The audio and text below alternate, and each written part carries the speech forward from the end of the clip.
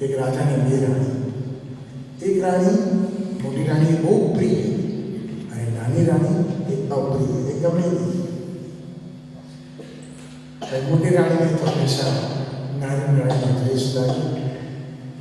રાજા મોટી રાણી પ્રિય રાણી પાસે આવ્યા.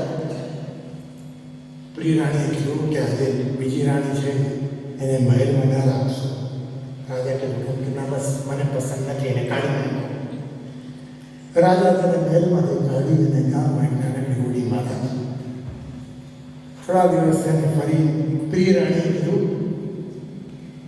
કે રાજા હજી પણ પેલી બીજી રાણી છે ને તો ખુશ છે, એને તો મહેલમાંથી કાઢી અને નાનકડી હોડીમાં રાખી છે ને કે હા, છતાં પણ એ તો ખુશ છે, મારે એને દુઃખી જોવી છે કે શું કરું કે એને ગામમાંથી કાઢ જંગલમાં મોકલું. ફરી રાજાએ કીધું કે જે બીજી રાણી છે એને ગામમાંથી કાઢો અને જંગલ તરફ જવાનો આદેશ આપ્યો. બીજી રાણી ગઈને પોતાના દીકરાને પણ લઈ ગઈને જંગલમાં રહેવા લાગી. થોડા દિવસો થયા અને રાજા અને મોટી પ્રિય રાણીને જંગલના માર્ગે જવાનું થયું. જંગલના માર્ગે નીકળ્યા છે ત્યાં ઝૂંપડીમાં તો અપ્રિય રાણી નીકળી પાછી ને અપ્રિય રાણીને મહેલમાંથી નાની હોડીમાં કાઢી હોડીમાંથી ઝૂંપડીમાં ગઈ, છતાં પણ ખુશ. એનો દીકરો જોયો તો સૂર્ય જેવો તેજસ્વી અને સતત જો રાણી શું કર્યું કે કૃષ્ણ ભજનમાં પ્રભુની સેવામાં મગ્ન થઈ અને ચહેરો જેવો તેવો ચંદ્ર જેવો ચમકતો ચહેરો અને સદાય મુખાનું પ્રહાસ્ય દેખાય. પ્રિય રાણીએ જોયું કે બીજી રાણીને મહેલમાંથી કાઢીએ છીએ, ઝૂંપડી સુધી આવી ગઈ, જંગલમાં વસે છે, છતાં મારા કરતાં ખુશ કેમ છે? રાજાને ફરી કીધું કે શું તકલીફ છે? કે તકલીફ મને કાંઈ નથી, પણ આ રાણીને આપણે મહેલમાંથી કાઢી કે હા, અને કે ઓડીમાં રાખી કે હા, ઓડીમાંથી કાઢીને જંગલમાં મોકલી કે હા, તો પણ આ ખુશ કેમ છે? રાજા કહે એ તો કુદરતનો કમાલ છે. રાજા દુઃખી થઈને કીધું કે આ પહેલી રાણી એવી છે જેને કોઈ ખુશ કરી શકતું નથી અને બીજી રાણી એવી છે જેને કોઈ દુઃખી કરી શકતું નથી, કારણ કે એ ભગવદીય છે. પહેલી રાણી એ સંસારી છે અને સંસારમાં સદા દુઃખ જ હોય, અને બીજી રાણી એ ભગવદીય છે, પ્રભુના ચરણમાં સદા સુખ જ હોય. એટલે કીધું કે બીજી રાણી બનજો, પહેલી રાણી નહીં. જે બીજી રાણી બની એ કોઈ પણ અવસ્થામાં ગમે તે જગ્યાએ પ્રસન્ન જ રહેવાની. આ પહેલી રાણી એ અસંતોષી છે અને બીજી રાણી સંતોષી છે. જેને સંસારમાં ઈચ્છાઓ વધારે અને સંસાર જેટલી ઈચ્છાઓ વધારે કરો એટલે દુઃખ અને સંતાપ વધારે છે. એટલે લૌકિક કહેવાય. જો લૌકિક તમે જે ચેર પર બેઠા છો ને એના પાયા કેટલા? 4 છે. અલૌકિક એટલે પ્રભુનું ચરણ, અને 3 પાયા કેવા હોય? ઘરમાં પણ બેસીએ ને 3 પાયા લૌકિક. 3 પાયાના ચેરમાં પર બેસીને શું થાય? ડગમગ થાય. જો ડમરું વાગતું હોય ને ડમરું વાગે, અને સંસારમાં હંમેશા ડમરું વાગે, અને એમાં એક પાયો પાનો લગાવો હોય તો પ્રભુનું ચરણ, એ પ્રભુનું ચરણ લગાવી સ્થિર થઈ જાય, સ્થિર થઈ જાય. એમ આપણા બધાના જીવનમાં ભાગવતથી એક અલૌકિક તત્વ એ 4 પાયાને બને, આપણું જીવન એકદમ સ્થિર થઈ જાય. બોલ શ્રી કૃષ્ણ કનૈયા. જીવનને સ્થિર કરવાનું કાર્ય, મનને સ્થિર કરવાનું કાર્ય શ્રી ભાગવતજી છે. નારદજી કહ્યું કે હે વ્યાસજી, એવો ગ્રંથ પ્રગટ કરો જેને શ્રવણ કરતાની સાથે કૃષ્ણમાં પ્રેમ જાગે. અત્યાર સુધીના આપણા ગ્રંથો એ પુરાણો છે, પણ પ્રેમ ગ્રંથ નથી. એ પ્રેમ પ્રગટ કરો. વ્યાસજીએ કીધું કે મને ભગવાનનો રસન થયો છે, મને આપણો સંગ થયો, જરૂર હું પ્રેમ ગ્રંથ પ્રગટ કરીશ. અને વ્યાસજી નારદજીને પૂછ્યું કે આપને આ ભગવત તત્વ કેવી રીતે પ્રાપ્ત થયું? ત્યારે વ્યાસજીએ કીધું કે હું તો બહુ નાનો હતો. વ્યાસજીએ કીધું હું બહુ નાનો હતો ત્યારથી આશ્રમમાં રહેતો. પણ નારદજીએ કીધું કે હું પણ નાનો હતો. નારદજીએ પોતાની બાળપણ લીલા શરૂ કરી. નારદજી કહે છે હે વ્યાસજી, આપ તો ભગવાનના જ્ઞાન અવતાર છો. આપને ભગવાને કેવી કૃપા કરી કે આખા જગતમાં જ્ઞાન આપવાનું કાર્ય એ આપણું છે. એટલે ગુરુ પૂર્ણિમાને કહેવાય છે વ્યાસ પૂર્ણિમા. વ્યાસજી એ જ્ઞાનના સર્વના ગુરુ છે. વ્યાસજી નારદજીને પૂછ્યું કે નારદજી, આપ આટલા સત્સંગી કેવી રીતે બન્યા? ત્યાં નારદજી કહ્યું કે હું તો ગામમાં રહેતો, હું નાનકડો હતો. ચાતુર્માસનો પ્રારંભ થયો ને ગામના લોકોએ કીધું કે ગામમાં સંતો આવ્યા છે, તમારે સેવામાં રહેવાનું છે. નારદજીએ કીધું કે મારામાં તો શ્રદ્ધા નથી, મારામાં કોઈ ભાવના નહીં. પણ ગામના લોકોએ કીધું કે સત્સંગમાં જોડાવવું પડશે, અને હું ત્યાં સંતોની સેવા કરવા જોડાઈ ગયો. સંતોની સેવા કરી. સંતોનો સમય એવો બન્યો કે એની જોડે પ્રેમ થઈ ગયો અને ભગવત સત્સંગી બની ગયો. અને સંતોએ મારું નામ પાડ્યું હરિદાસ. 4 મહિના સુધી સંતોની જોડે રહીને એના રંગમાં એવો રંગાઈ ગયો કે બસ સંતો વગર મને ચાલતું નહીં. નારદજી કહે કે એક દિવસ મને સંતોએ બોલાવીને કીધું કે હરિદાસ, હવે મને જવાનો સમય થયો છે, ચાતુર્માસ પૂરો થઈ રહ્યો છે, અમે જઈ રહ્યા છીએ. નારદજી કહે કે સંતો આ વચન સાંભળીને એવું લાગ્યું કે મારી અંદર કોઈ બંદૂકની ગોળી ચલાવી હોય એટલી પીડા થવા લાગી. મેં સંતોના ચરણ પકડેલા, હે સંતો, આટલો તો પ્રેમ જગાડીને મને છોડીને ના જશો, હું તમારી વગર નહીં જીવી શકું. તમારી વગર મને જીવનનો કોઈ અધિકાર નથી. જો તમે મને છોડી દેશો, આવો પ્રેમ જગાડીને કેમ જાઓ છો? જગતમાં પ્રેમ જગાડ્યા પછી કોઈને છોડી દઈએ ને, એનાથી મોટી પીડા કોઈ નથી. અને સૌથી મોટી પીડા તો આ છે, સૌથી મોટું જીવનનું દુઃખ આ છે કે પ્રેમ થયો હોય તો પ્રેમી જ્યારે મળે નહીં, જીવનનું સૌથી મોટું દુઃખ એ કહેવાય. નારદજી સંતોના ચરણ પકડી કહ્યું કે મને છોડી ના જશો, હું તમારી વખત નહીં જીવી શકું. 4 મહિના સુધી આપે જે મને આનંદ કરાવ્યો છે. સંતોએ કીધું અમારે તો જવું પડશે, કારણ કે અમે તો ફરવા માટે જ છીએ. પણ તને એવી કૃપાનું દાન કરી દઈએ, એવો મંત્ર આપી દઈએ કે બસ એ મંત્ર કરતા થોડા દિવસો થાય તો જપ કર. એ ચતુર્વિધ ગાયત્રીનો મંત્ર હરિદાસ એટલે નારદજીને આપ્યો. નારદજી પૂછ્યું કે આ મંત્રનું શું કરું? સંતોએ કહ્યું, નારદજી, હરિદાસ, આ મંત્ર તને જે આપ્યો છે એને 32 લાખ જન્મ થશે ત્યારે તને ભગવાનના દર્શન થશે. નારદજીએ કીધું કે રોજ કેટલા કરવાના, કેટલા વખતમાં આજે પૂરા કરું? સંતોએ કીધું, હે હરિદાસ, ભગવાન નામ લઈશ અને ગણીશ તો ગણતરીમાં ગણાશે જ નહીં. જે દિવસે ભગવાન નામ તે લીધું અને ગણતરી કરી, માન એ તો સાધન થઈ ગયું. આપણે આ શું કરીએ? 5 કરી કીધું, કેટલા? તમે 8 પાઠ કર્યા, આજે મેં 10 કર્યા, 3 માળા કરી, 5 કીર્તન કર્યા. સંતો કહે કે ભગવાનનું નામ જો ગણતરીમાં ગણો તો ચાલે જ નહીં.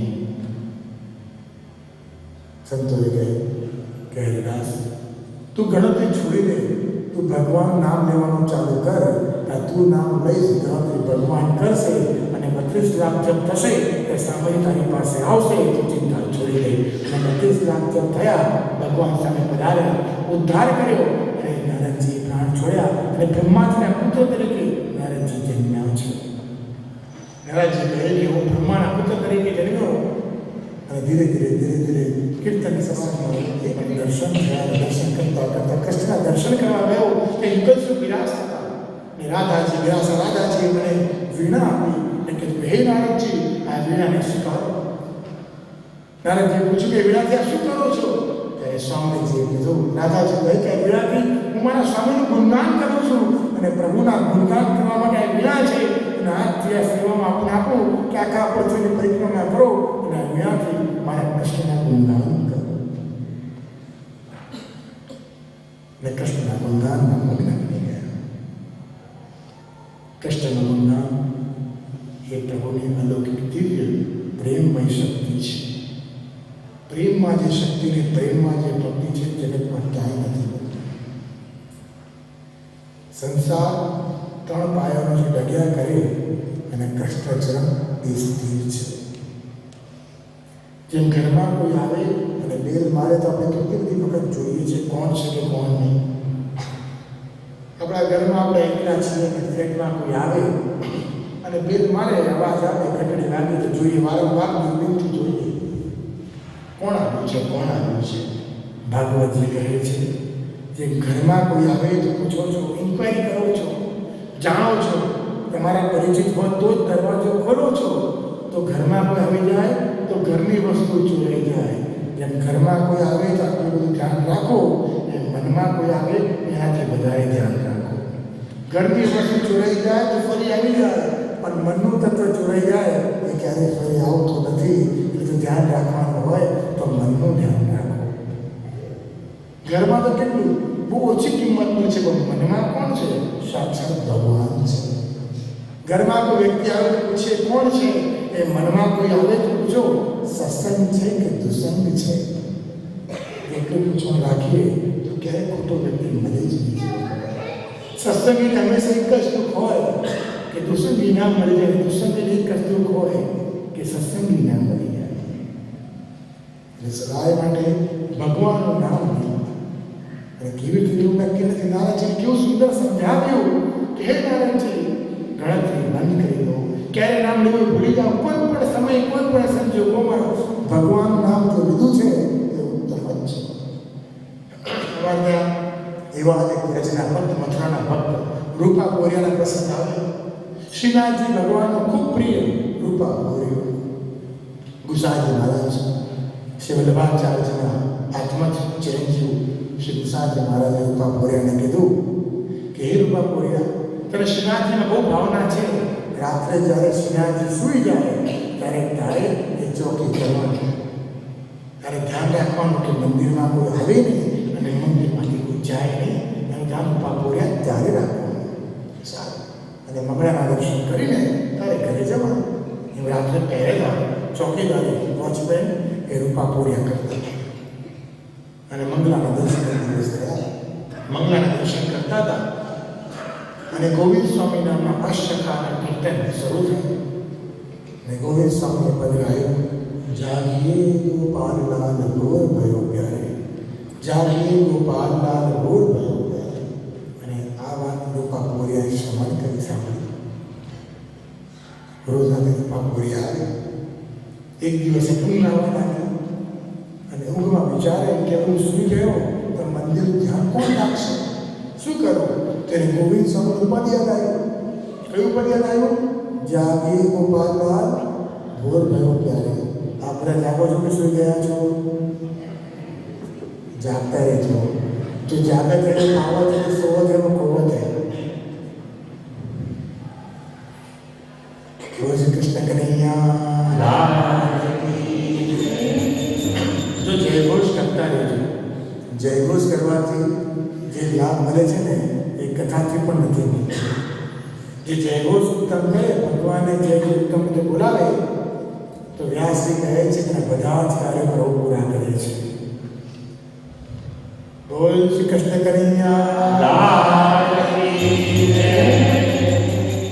રાસ બિહારી ભાગવત ભગવાન કી જય. એમ રૂપા પૂજાને રાત્રે ગાવા લાગે. મનમાં વિચાર કર્યો કે શું ગાવું? અને ગોવિંદ સ્વામીની પદ યાદ આવ્યું કે જાગીએ ગોપાલલાલ ગોર ભયો પ્યારે. હવે ઊંઘ વધવા લાગી એટલે જોર જોરથી ગાવા લાગ્યો, જોર જોરથી ગાવા લાગ્યો. આજુબાજુના ગામમાં અવાજ આવવા લાગ્યો. એમના ગામમાં ભેગા થવા લાગ્યા કે કોણ ગાય છે? વાત ફેલાવા લાગી અને ગોવિંદ સ્વામીને ખબર પડી કે મારું કોઈ પદ ગાય છે. ગોવિંદ સ્વામી અડધી રાતે આવ્યા. એ રૂપા કોરિયાને કીધું કે શું કહે છે? કે હું પદ ગાઉં છું. કહ્યું કે જાગીએ ગોપાલલાલ ભોર ભયો પ્યારે. ગોવિંદ સ્વામીએ કીધું કે આ જે પદ છે ને એ તો સવારે ભગવાનને જગાડવા માટે છે, રાત્રે ગાવાનું નથી. બંધ કરી દે, ગાવાનું બંધ કરી, ગાવાનું બંધ કર્યું. સવારનો સમય થયો અને ગુસાઈજી મહારાજ શ્રીનાથજીની સેવામાં આવ્યા અને જોયું કે શ્રીનાથજીના નેત્રો કેવા છે? અરુણ નેત્રો. અરુણ એટલે લાલ નેત્રો છે. ગુસાઈજી મહારાજે શ્રીનાથજીને પૂછ્યું કે આપણા નેત્રો લાલ કેમ છે? ત્યારે કીધું કે ગઈકાલે રાત્રે આખી રાતે જાગ્યો છું. ગુસાઈજી કેમ જાગ્યા છો? કે છે કે રોજ મને સુવડાવવા માટે તમારો સેવક રૂપા કોરિયા છે એ લોરી ગાય છે અને ગઈકાલે છે લોરી નથી ગાઈ એટલે હું જાગ્યો છું. તો કે કેમ? તો ખબર નહીં. રૂપા કોરિયાને બોલાવ્યો કે તે કેમ લોરી ના ગાઈ? રૂપા કોરિયા કીધું હું તો ગાતો પણ ગોવિંદ સ્વામી ના પડી ગયા. ગોવિંદ સ્વામીને બોલાવ્યા કે તમે રૂપા કોરિયાને કેમ ના પાડી? અને ગોવિંદ સ્વામીએ કીધું કે જોર જોરથી ગાતું તો બધા જાગી ગયા હતા, શું કરું? ત્યારે ગુસાઈજીએ કીધું કે શું ગાયું એને? કે જાગીએ ગોપાલલાલ ભોર ભયો પ્યારે, જાગીએ ગોપાલલાલ ભોર ભયો પ્યારે. કે આવું કેવી રીતે ગાવા દઉં? ગુસાઈજીએ કીધું કે ભગવાન છે ને એ આપણા જેવા નથી. મનુષ્ય હંમેશા શબ્દો જુએ છે ને ભગવાન હંમેશા ભાવ જુએ છે. મનુષ્ય હંમેશા વ્યવહાર જુએ ને ભગવાન મંગળાનું પદ ગાયું કે સૈનનું ગાયું, પણ રૂપાપુરીની અંદર જે છુપાયેલો ભાવ હતો ને, શ્રીનાથજીને લોરી જેવો લાગતો હતો. ભગવાન એના શબ્દો સામે સુતા હતા, એ તમે રોક્યો એને, એટલે ભગવાન જાગ્યા છે. આજ પછી ક્યારે સાચા ભક્ત રોકતા નહીં, કારણ કે ભગવાન ભાવના ભૂખ્યા છે. અને ત્યારથી રૂપાપુરી રોજ ભગવાન મને પદ ગાવા લાગ્યા કે શ્રીનાથજી અને કૃષ્ણ એ તો ભાવના ભૂખ્યા છે, પ્રેમના ભૂખ્યા છે. આ સંસારમાં વસ્તુઓનો ભૂખ્યો તો સમાજ છે, પણ ભગવાન તો સાચા ભાવના ભૂખ્યા છે. એટલે કીધું કે શબ્દો નહીં પણ ભાવ જ, એની અંદર સાચો પ્રેમ છુપાયો છે. એટલે પ્રભુ કોઈને કોઈ દર્શન આપે છે. અને અહીંયા જ વ્યાસની વિનંતી કરી નારદજીને ગમે તેમ કરીને એવો ગ્રંથ પ્રગટ કરવો છે કે જેનાથી શ્રવણ માત્રથી, ગાન માત્રથી ભક્તોને કૃષ્ણનો પ્રેમ જાગી જાય. અને ધીરે ધીરે કરીને વ્યાસજી લખવાનો પ્રારંભ કર્યો. અને વ્યાસજી લખવાનો પ્રારંભ કર્યો ત્યાં પ્રથમ બોલ્યા શ્રી ગણેશાય નમઃ. એ પ્રારંભ કરતી વખતે શ્રી ગણેશજીનું સ્મરણ થાય. અને ગણેશજીનું સ્મરણ થયું ત્યાં વ્યાસજી લખવાનો પ્રારંભ કર્યો છે. વ્યાસજી લખતા લખતા આખો શ્રીમદ ભાગવત લખ્યું. શ્રીમદ ભાગવત લખ્યું અને વિચાર કર્યો કે ભાગવતજી તો આખો ગ્રંથ પ્રગટ થયો છે, પણ પ્રચાર કોણ કરશે? ત્યારે નારદજીએ કીધું કે આનો પ્રચાર તો એક જ કરી શકે, એ છે આપણો પુત્ર એ સુખદેવજી. વ્યાસ કહે તો અવધૂત છે.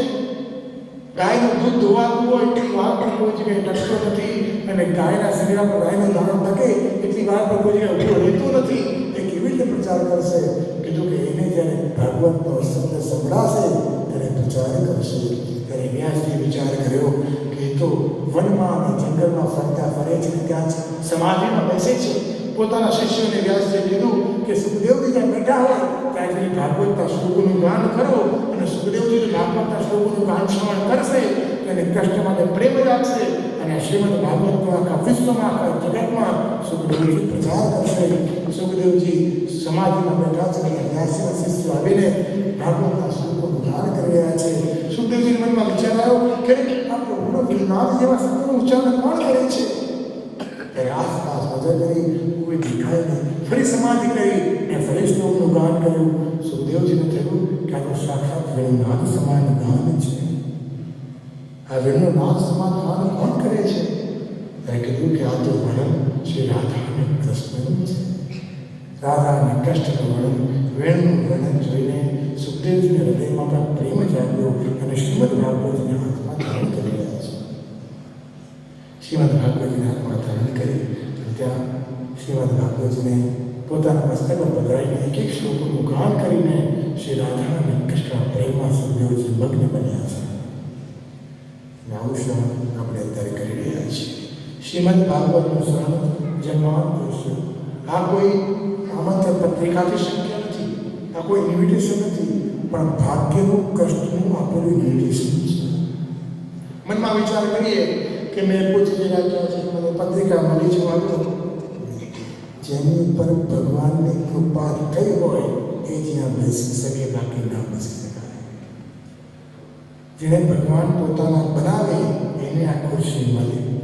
કે જગતમાં ઘણા બધા પ્રકારની ચેર છે, ખાલી સત્સંગની ચેર નથી. જેટલી જગ્યાએ તમે જાઓ ને એટલી જગ્યાએ તમને ચેર મળે, પણ બીજી બધી ચેર એ સહજ છે. પણ મંદિરની અંદર કૃષ્ણની સામે અને ભાગવતના ગુણગાનની ચેર મળે એ કૃષ્ણની કૃપાની ચેર કહેવાય. એની સૌભાગ્ય માનજો. અહમ ભગવાન કેવા છે? સુખદેવજીએ કીધું કે હું તો અવધૂત છું ને ભગવાનનો સ્વભાવ કેવો? ત્યારે સુખદેવજી વર્ણન કરે બીજા શ્લોકમાં કે ભગવાન સ્વભાવ શરણમ પ્રજેતમ, શરણમ પ્રજેત છે. એટલે કે ભગવાન કેવા છે? જે પ્રભુના ચરણમાં આવે એનો ઉદ્ધાર તો ભગવાન કરે, પણ ભગવાનનો સ્વભાવ કેવો કે જે ભગવાનને મારવા આવે એ પૂતનાનો ઉદ્ધાર પણ કરે. એ છે શરણમ પ્રજેતમ અહો અજ્ઞમ. એટલે કે પૂતના જેવા જે પ્રભુને શ્રમ આપવા આવ્યા છે એનો પણ ઉદ્ધાર કોઈ કરતા હોય એ ભગવાન છે. પ્રભુનો સ્વભાવ કેવો? દરેકનો ઉદ્ધાર કરે, દરેકને જોડે રાખે અને દરેકનો ઉદ્ધાર કરનાર એવા શ્રી કૃષ્ણ છે. બોલીએ બોલ શ્રી કૃષ્ણ કનૈયા.